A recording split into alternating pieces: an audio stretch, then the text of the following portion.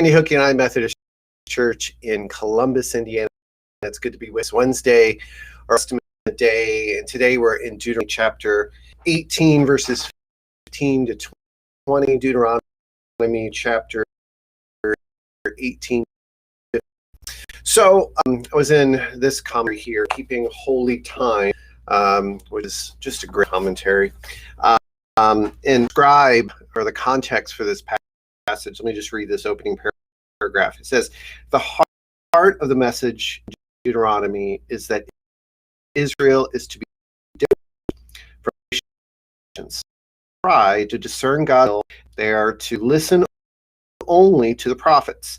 The right prophet was not someone who predicted what would happen. Rather, the prophet was one who proclaimed what God was doing in the present and in the immediate future, and what God demanded of the people, God's covenant partners. And so the context of this is God desires to speak to his people, writes about his what he commands the people to do, and he uses a prophet to do so. Without the prophets, people of Israel end up modeling their life after the pagans around them, witchcraft, and they do all these kind of crazy things that the pagans were doing in that world. And uses prophets to not speak about the future, like to predict the future. The prophet is to speak the will of God to the people. And so in this passage, see that Moses' deathbed, that a prophet like this will be given, and actually it's a line of prophets will be given to the people so that they can know the will of God. And so that's the goal of the prophet.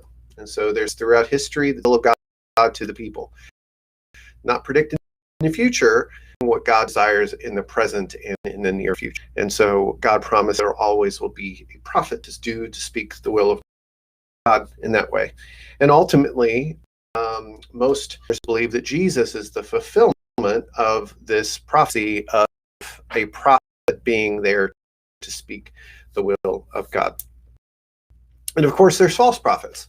False prophets speak on behalf of the name of Yahweh correctly, and also false could speak in the name of other gods, both of which they're accountable to death.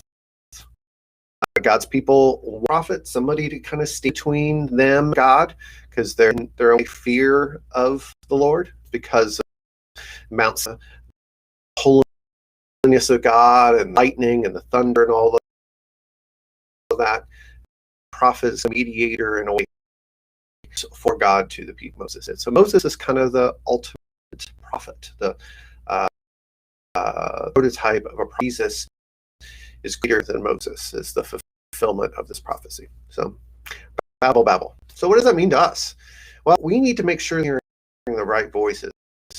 Where is the authority? We talked about that Monday. Where does the authority of God come from? We hear from, and of course we hear from through God's word and the authoritative of his word, and we learn God's will from his word.